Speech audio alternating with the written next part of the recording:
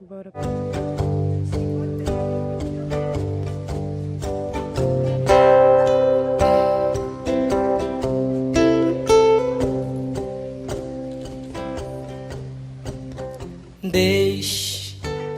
Olá, seja muito bem-vindo, muito bem-vinda. Essa é a série Deixe do podcast Processo Rever e esse é o episódio 4. A lembrança escondida. Apareceu a ferida. Esse podcast é um podcast sobre desenvolvimento humano e como a gente vai falar, né, principalmente nesse episódio sobre lembrança de trauma de abuso sexual infantil, pode ser que esse episódio gere em você algum gatilho, porque é um conteúdo sensível. Então, a gente faz questão assim de avisar em todos os episódios para que as pessoas se sintam mais localizadas e mais seguras, mas eu convido você a fazer esse mergulho, né, na minha história, que pode ser um espelho para a sua ou de outras pessoas que você conheça, ou só se você quiser mesmo conhecer essa história. Então eu te convido a mergulhar com a gente nesse lugar seguro, de troca, né, de conexão, mesmo que eu esteja aqui do lado dessa tela e você aí do lado da outra. Bom, eu sou a Rever, do Processo Rever, e o meu nome é Mariana. Eu tenho 32 anos e eu sou nascida no subúrbio do Rio de Janeiro, cresci lá, mais especificamente na subida do Morro da Chumbada, em São Gonçalo. Então, muita gente não sabe, mas eu vim dessa realidade.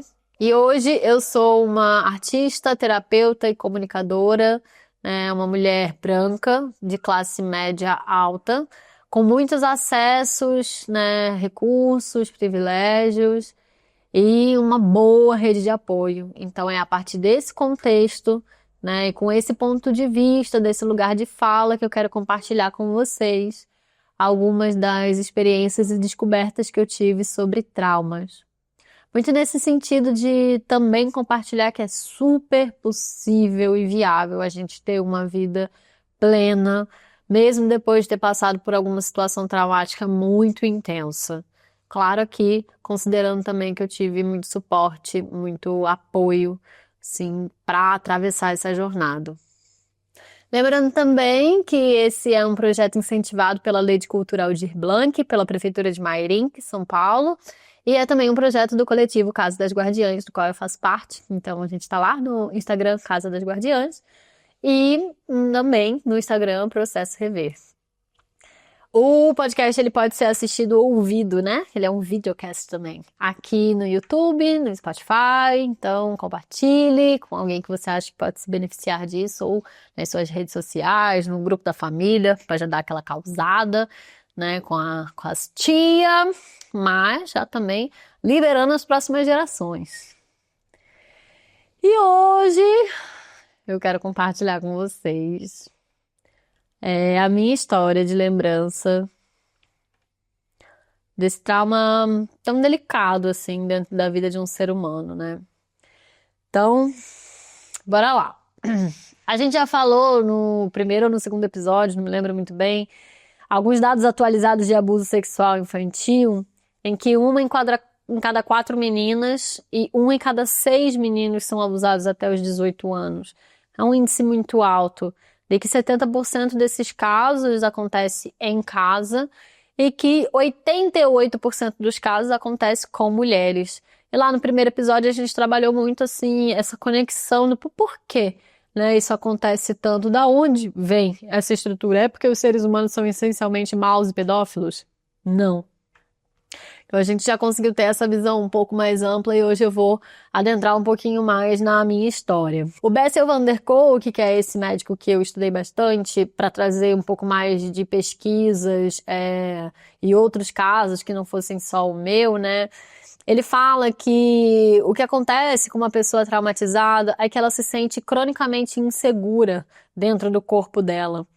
E que o passado ele fica vivo na forma de um desconforto interior e corrosivo, né? Que o corpo desses indivíduos é bombardeado o tempo todo por sinais viscerais de alerta numa tentativa de controlar esse processo descontrolado a gente se torna meio que excelentes em ignorar as sensações do nosso corpo, entorpecer a nossa percepção para não sentir essas emoções, para não entrar em contato. Então é como se nós aprendêssemos a nos esconder de nós mesmos. E fazendo assim dessa forma, a gente consegue viver uma vida muito funcional. Não necessariamente uma vida plena, mas é possível de viver uma vida plena. Se a gente conseguir, dentro das diversas possibilidades de suporte, de terapias, de arte, e se distanciando daquele momento, reconhecendo que ele aconteceu, mas se distanciando emocionalmente e podendo sentir aquelas emoções que de certa forma ficaram presas na gente, né? Porque no primeiro episódio eu falo que emocionalmente o trauma ele fica um aglomerado de emoções reprimidas dentro de nós, assim, né? Então, se a gente tem essa capacidade de sentir, quer dizer, nós temos essa capacidade de sentir, mas a gente consegue encontrar condições para se sentir seguro, para acessar esse lugar do trauma novamente, né? Com essa segurança de sentir, a liberação dessas emoções promovem uma cura muito efetiva, assim, né? E aí o Bessel, que ele é psiquiatra, ele compartilha muitos exames e pesquisas da comparação da eficácia dos medicamentos tradicionais para ansiedade, para depressão, né? O quanto as pessoas, quando param de tomar os remédios, elas retornam a ter os mesmos sintomas, e pessoas que passam por diversas terapias, como as terapias pela fala, né? A psicoterapia, a terapia corporal. Tem uma terapia que eles chamam de EMDR, né, que é uma terapia de uma fisioterapia ocular que funciona muito para as pessoas. Tem o neurofeedback, tem a terapia teatral, né, os sistemas familiares internos. Cara, uma série de terapias yoga, respiração consciente que ele conseguiu ir aplicando com os pacientes e percebendo e fazendo pesquisas e testes, né, da regulação também dos hormônios, da regulação das funções cerebrais, né, do funcionamento da amígdala, do sistema límbico. Então, comprovando cientificamente a eficácia desses tipos de terapias, né, de processos que muitas vezes são chamados de alternativos, mas eles só são alternativos, no caso, para a indústria farmacêutica, né, porque eles, na verdade, são os tratamentos centrais, assim, né, pessoas que, mano, não tem reincidência, o número de reincidência, tipo, do sintoma voltar depois que você para de fazer o tratamento é muito menor no caso das terapias do que no caso dos remédios. E a minha jornada, ela tem muito a ver com o meu processo com a ayahuasca, assim, né? Eu não me lembrei do meu trauma na ayahuasca, graças a Deus. A ayahuasca, ela acelerou muito o meu processo de tratamento para criar uma forte estrutura emocional para que eu pudesse me recordar daquele trauma no momento em que eu tinha condições bastante reais, assim, de lidar com aquilo, lidar com aquele impacto, procurar ajuda, fazer tratamento e me regenerar. Mas eu também atribuo muito à terapia, principalmente à terapia corporal, né? Hoje da linha que eu trabalho e estudo, que é a energética da essência, ou a Core Energetics, que ela é um tanto depois da bioenergética. Eu também atribuo muito à terapia corporal a minha capacidade de integração desses processos, né? Porque com a ayahuasca a gente pode ter muitas conexões espirituais e mentais, mas também é muito possível que ela traga uma desconexão maior com o corpo, né? Por ela trazer esse lugar mais mental, né? Mais, às vezes, de memórias, de entendimento, ou processos espirituais em que você, né, sai um pouco assim do corpo. Então, há que se ter muito cuidado também, porque eu ouço alguns casos também de outras mulheres que, né, que se relembram das suas memórias ali com a ayahuasca. Eu acho isso muito poderoso, a capacidade que a bebida enteógena tem de alterar mesmo o nosso funcionamento mental e poder liberar isso que está lá no inconsciente, fazendo tanta pressão na nossa vida, né? E permitir que a gente bote aquilo para fora e tenha a oportunidade real de transformação, assim. Então, eu sou muito grata à ayahuasca, mas eu vejo que ela, muitas vezes, sem acompanhamento terapêutico, para pessoas que têm casos de trauma tão intensos quanto eu tinha, pode gerar uma desconexão ainda maior. Então, assim, não é em qualquer lugar, não é com qualquer pessoa.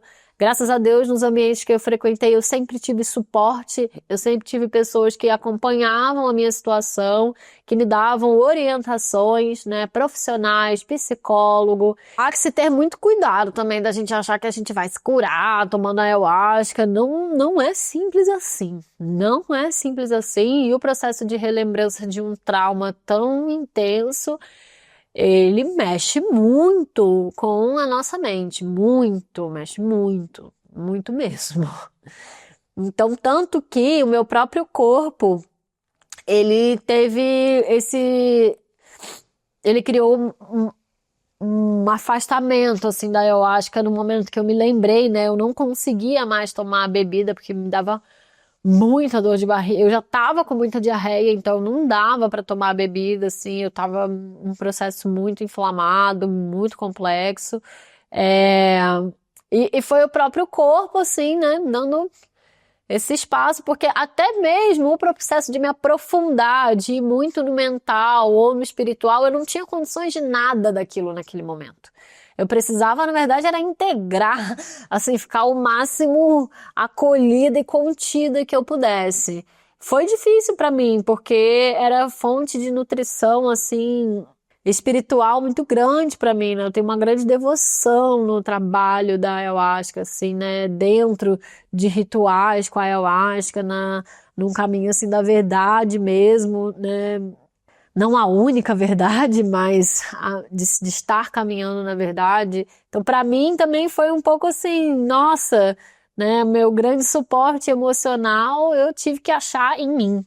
Eu tive que achar em mim porque não dava mais para ser ali no colo da bebida, no colo da grande mãe, assim. Eu tive que encontrar outros lugares, que foi o meu crescimento também, né? Hoje eu compreendo isso. E eu me lembro que foi muito importante eu ter uma figura de autoridade, né? Uma madrinha muito sensata, muito maravilhosa, e que me ajudou a sair um pouco de uma ideia exigente que eu tinha comigo mesma e um tanto fantasiosa, o que pode acontecer muito com os processos transcendentais, né? Alimentar fantasias de que eu tinha que me curar, assim, pela fé e pela força do meu pensamento.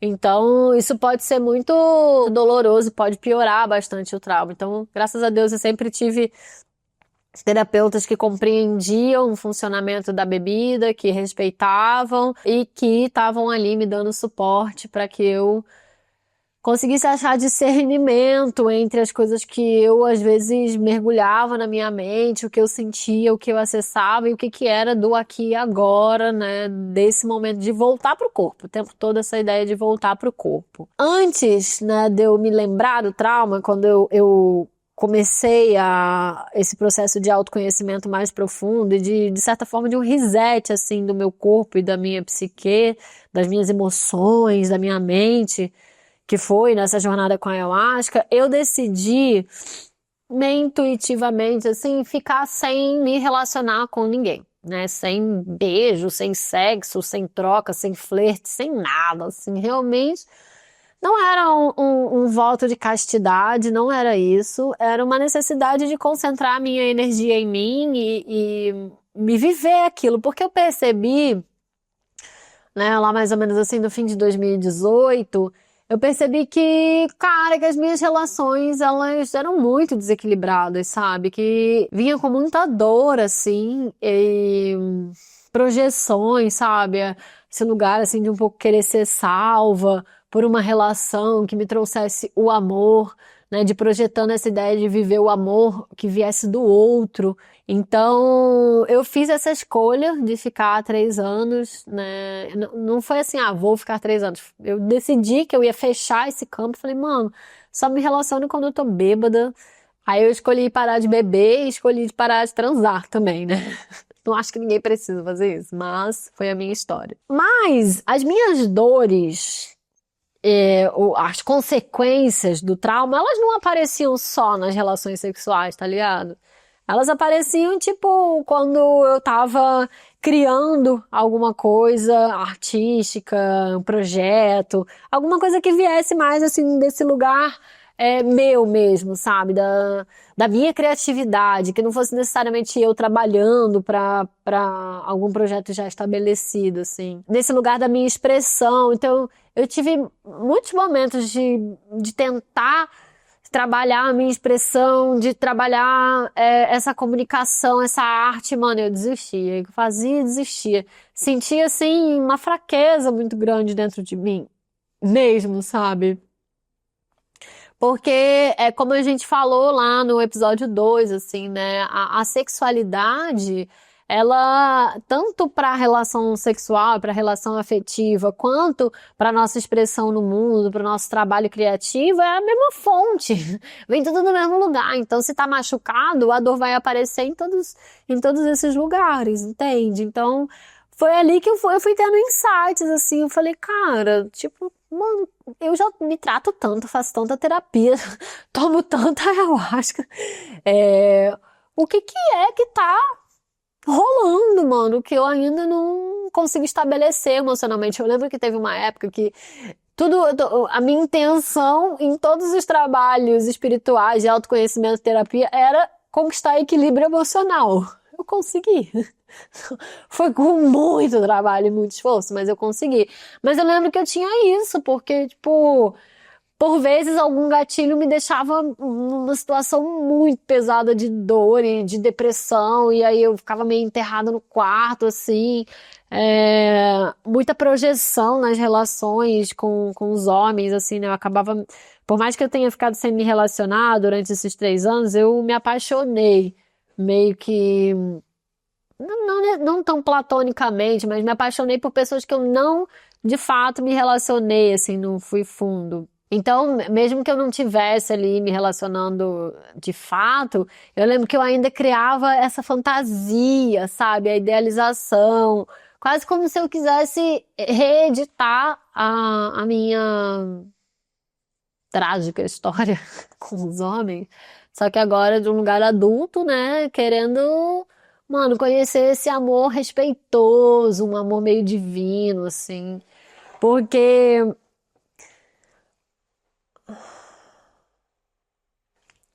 o meu trauma, ele bateu num lugar muito profundo, assim, inclusive de uma relação de desconfiança e medo de Deus, sabe? Como se eu tivesse sido abandonada por Deus, ou hoje eu já compreendo Deus de outra forma, né? Meio que o universo, a vida, né? O campo de consciência.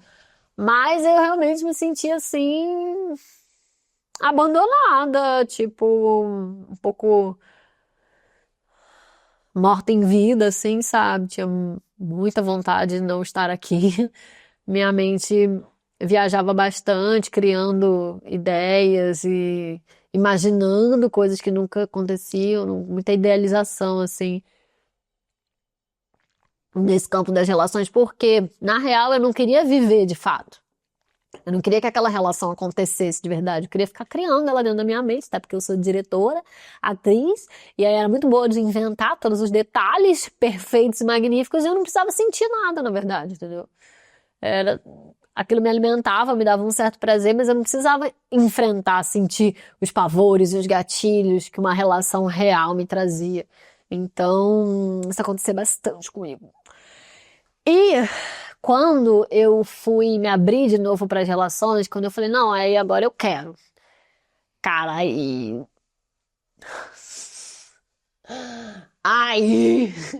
aí que veio mesmo a minha cura, né? E parte do processo de cura é sentir a dor.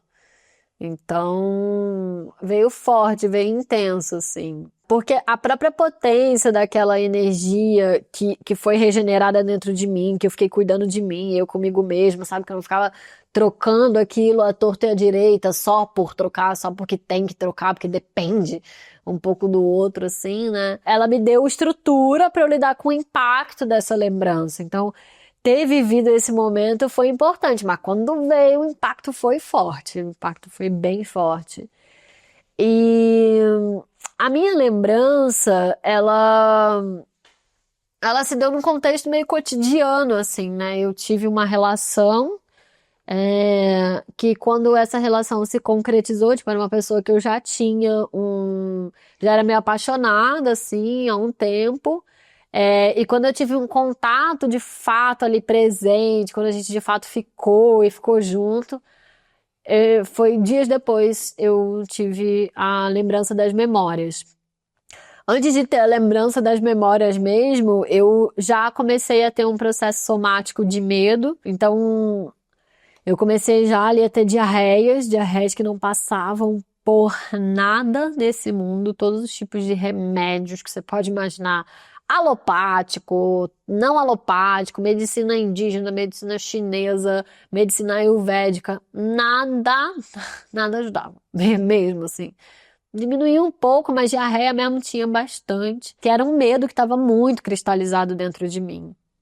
E aí eu percebo que aquela relação em específico, ela tinha uma composição muito parecida com a relação que eu tinha com a pessoa que abusou de mim. Então eu tinha esse laço, que era um laço muito profundo, muito íntimo, muito familiar, assim como com o que aconteceu na minha infância. Eu me sentia, assim, né, dentro de uma conexão muito intensa mesmo, né? Eu poderia chamar, assim, de uma conexão espiritual. Assim como quando eu era criança e tinha uma relação de muita conexão com essa pessoa que abusou de mim.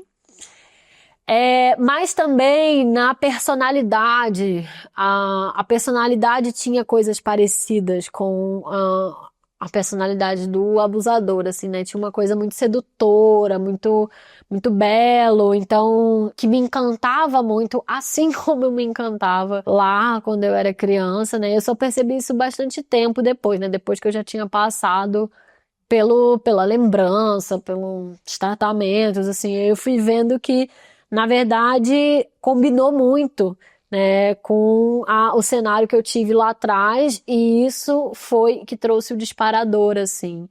Mas não só essa composição, mas também por entrar em contato, por poder ter uma relação real com essa pessoa e também encontrar ali uma distorção sexual, sabe? Que tantas pessoas têm, né? Com quantas pessoas você não já se relacionou que você percebeu uma certa distorção sexual? Acontece porque é muito. Esse assunto não é muito falado na sociedade, é muito passado pra frente, né? A pornografia, a distorção. Então eu lembro que foi um momento muito difícil pra mim, assim, porque eu já tava sentindo muito medo, até que a gente teve, né, uma primeira relação e eu senti muito medo nesse dia dessa relação e eu não quis parar. É quase como se finalmente eu tivesse sendo escolhida, né? Finalmente eu tivesse tendo a oportunidade de ser salva. E que não era algo que era verdade, né? Mas era algo que operava dentro de mim, que essa projeção, ela era muito forte dentro de mim, assim como é dentro de muitas mulheres. Então, eu não quis parar, assim, eu não quis ver que não estava legal. Eu não quis reconhecer que não estava legal, eu quis não ver. Assim como foi com o meu processo de trauma. Eu tive, né, dentro de um contexto ali familiar, uma pessoa que vivia na minha casa, então durante muito tempo eu não quis ver de jeito nenhum que isso tinha acontecido comigo, porque para mim era insuportável. E aí quando eu vivi isso quando adulta, também foi bastante insuportável, mas eu vi que na verdade eu conseguia suportar e atravessar e ter essa oportunidade, assim mesmo, de libertar, porque essa liberação, ela também me trouxe, mano, o tal equilíbrio emocional que eu queria, porque era impossível ter equilíbrio emocional guardando um trauma tão grande. Não tem como, a gente, o funcionamento biológico fica todo comprometido, como eu já falei pra vocês, sabe? Não tem como simplesmente não lembrar e aí eu vou ter uma vida plena, não dá. Eu sentir, permitir que essas emoções passem é muito necessário. Então, foi muito dolorido para mim, mas foi de certa forma o que eu manifestei para mim para conseguir atravessar isso, né? E aí eu percebi que a idealização que eu fazia daquela pessoa que eu amava naquele momento era muito parecida com a idealização que eu fazia da pessoa que tinha abusado de mim, assim, né? Na verdade, eu percebi isso bastante tempo depois. Mas foi necessário passar por isso, sabe? Então, comigo foi assim, tipo, na real, eu fui dar um rolê, ficar com a pessoa que eu queria muito. Tipo, não foi nada muito extraordinário, saca?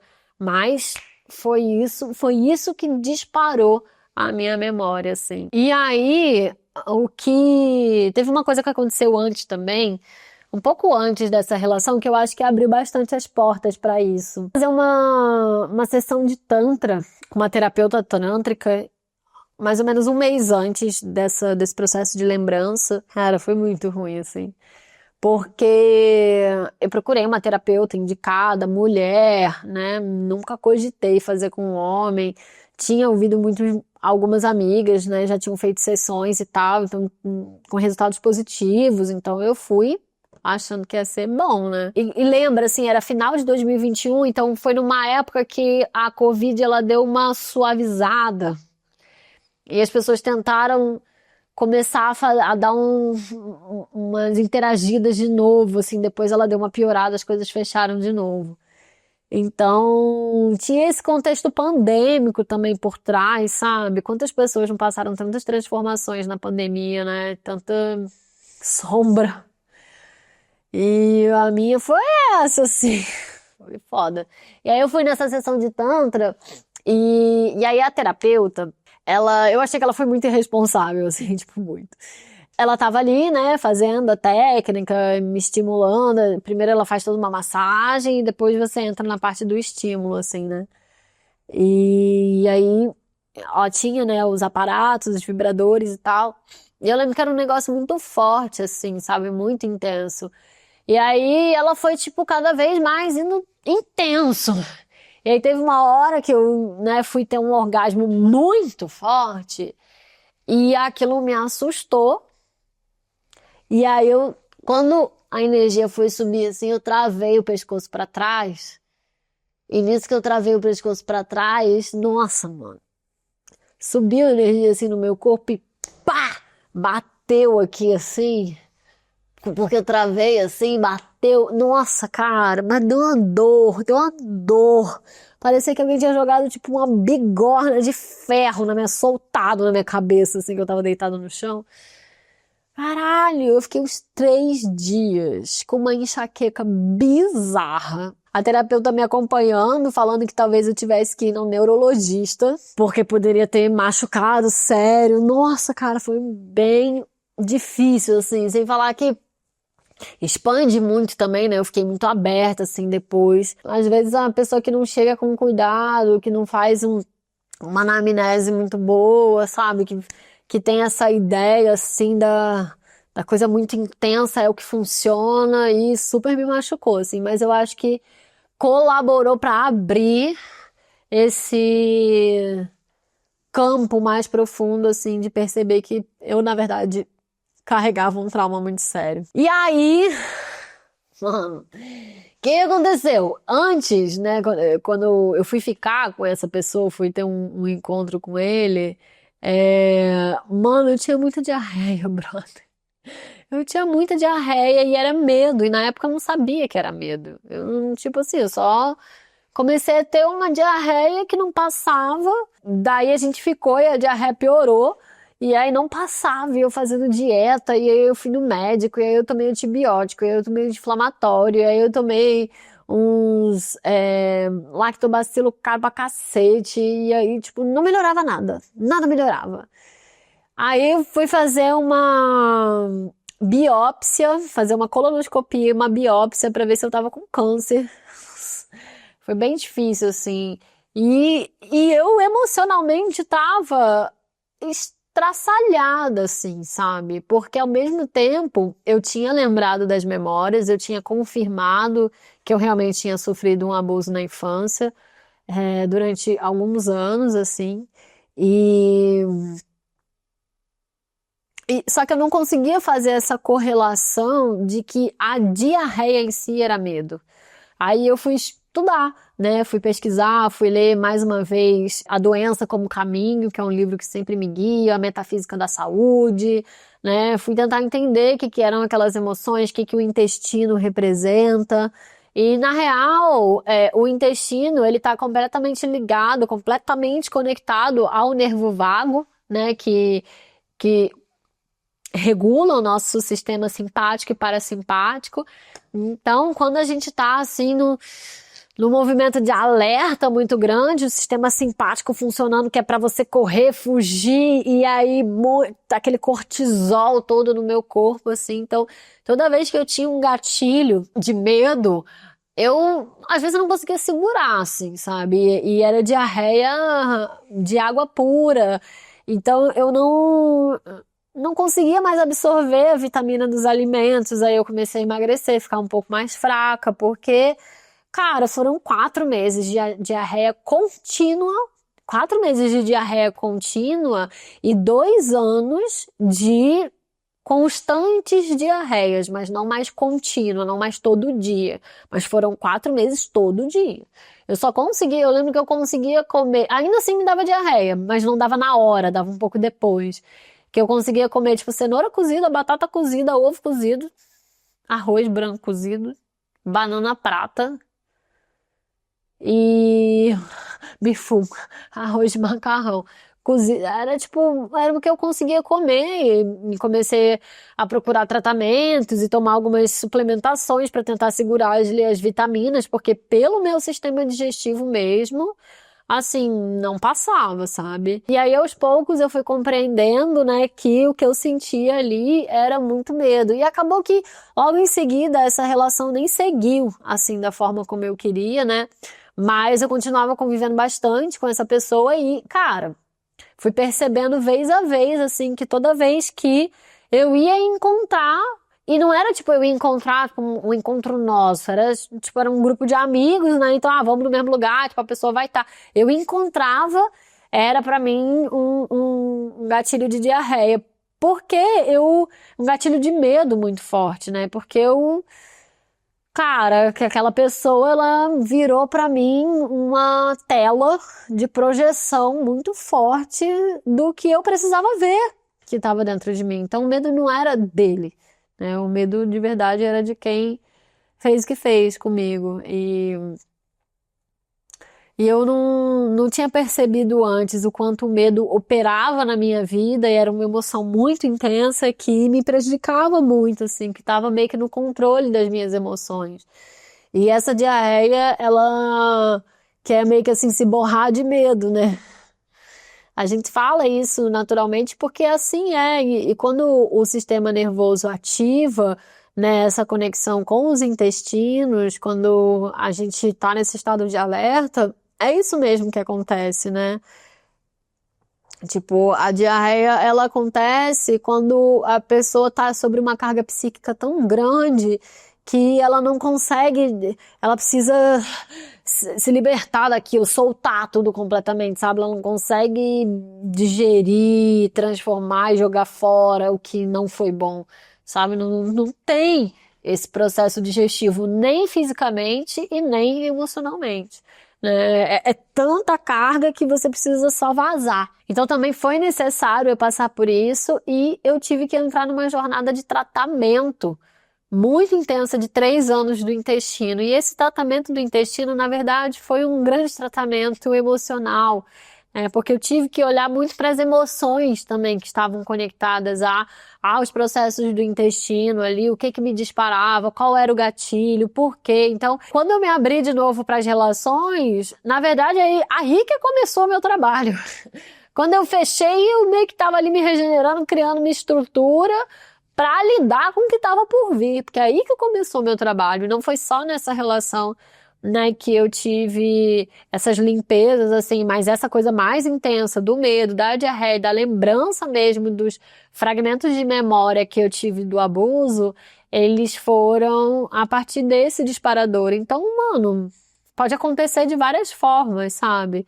E eu lembro que na época eu não tinha memórias muito claras da cena mesmo assim, né, de estupro. Eu tinha memórias mais assim, da relação com a pessoa, de lugares, dias que eu me sentia amedrontada, assim, porque eu já sabia que ia acontecer. Eu tenho fragmentos de memória, saca? E durante muito tempo eu também fiquei assim, em dúvida, mas depois que eu já estava mais amadurecida, assim, na minha relação com o corpo, da terapia corporal, eu consegui identificar quem realmente era, sabe? Que eu realmente tinha vivido aquilo. E aí, mais tarde, estudando cada vez mais sobre as memórias, eu entendi que tem muitas pessoas que processam um trauma dessa forma mesmo, mas que o corpo consegue indicar claramente, assim, aquilo que a pessoa passou. Então, bom, foi assim o meu mergulho, né, nas minhas lembranças. E no próximo episódio eu quero compartilhar com vocês o que eu fiz pra me tratar, né? Como que hoje eu tô bem, hoje finalmente tô bem, né? Com o cozinho inteiro, saudável, relação tranquila, né? Tenho uma relação completamente nutritiva para mim, real, né? Sem tantas projeções como eu criava antigamente para me defender e criando, ativando, botando essa sexualidade para fluir também nos meus trabalhos, nas minhas criações. Então é por isso que eu quis muito compartilhar sobre isso, porque eu sei a necessidade, o grave problema global que é a questão do abuso sexual infantil, como que ele reflete nas nossas vidas, né? E vai ser diferente dependendo do contexto da pessoa, vai ser diferente como que ela acessa isso, como que ela lida com isso, como ela recebe suporte, mas também a gente poder ter essa referência de que é possível ter uma vida plena, de que é possível atravessar. E uma outra parte que eu acho bastante importante, se você se identifica, né, com alguma coisa que eu trouxe da minha história, se isso também aconteceu com você, o que você pode fazer, né, se você reconhece que um abuso sexual aconteceu com você e que você às vezes nunca contou pra ninguém ou não foi de fato tratar isso. Primeiro momento, procura uma pessoa de confiança. Primeira coisa, procura uma pessoa de extrema confiança. E é o primeiro lugar para você se abrir, assim, porque nós precisamos de relações que nos trazem segurança para que a gente possa contar. E se você não tiver essa pessoa, também é importante procurar um profissional da área de saúde, né, da área de saúde mental, ou, se for o caso, a assistência social da sua cidade, para que você possa ter mesmo um acolhimento. Nem sempre vai ser possível encontrar o acolhimento mais bem preparado, o melhor acolhimento possível, mas acredite que esse processo de se abrir, com cuidado com você mesma, com você mesmo, sabe? Também não é se abrir para qualquer pessoa, mas de se abrir, de pedir ajuda, é muitíssimo importante para que a cura, a regeneração, a transformação, a cicatrização possa acontecer e que você possa viver para além daquela marca, daquilo que a situação te gerou. Também é possível buscar grupos de apoio na internet, né? Eu não cheguei a entrar em nenhum grupo de apoio, mas eu assisti várias coisas, que é o que eu estou produzindo agora também, que me deu muito suporte. Acreditar profundamente que não foi, não é e nunca poderia ter sido sua culpa. Mesmo que você amasse o abusador ou a pessoa abusadora, mesmo que você sentisse atração, mesmo que você tenha sentido prazer no seu corpo, que é muito comum e natural, mesmo que você tenha tido a possibilidade de dizer não, mas não conseguiu, mesmo que tenha sido muitas vezes, não pode ser nunca sua culpa. E é possível viver uma vida plena, uma vida feliz. Não sem cicatrizes, mas uma vida feliz, mesmo com o trauma. Eu espero você do outro lado no próximo episódio para te contar como foi atravessar isso tudo.